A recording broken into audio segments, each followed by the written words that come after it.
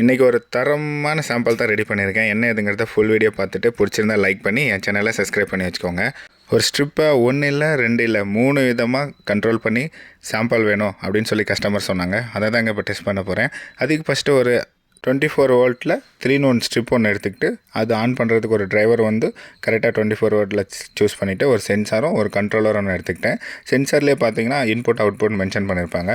இன்புட்டை வந்து டிரைவரோட மென்ஷன் பண்ணிவிட்டு அவுட்புட்டை வந்து கண்ட்ரோலரை கனெக்ட் பண்ணிவிட்டு அந்த கண்ட்ரோலரோட அவுட்புட்டை ஸ்ட்ரிப்போட கனெக்ட் பண்ணிட்டேன். ஏன் இப்படி கனெக்ட் பண்ணிட்டேன்னா அப்போ தான் கஸ்டமர் கேட்ட மாதிரி 3 கண்ட்ரோலரில் கண்ட்ரோல் பண்ண முடியும். 3 என்ன அப்படின்னு கேட்டிங்கன்னா, ஒன்று சென்சார், ஒன்று ரிமோட், இன்னொன்று வந்து மொபைல் மூலிமா ப்ளூடூத் மூலிமா கண்ட்ரோல் பண்ணுறது.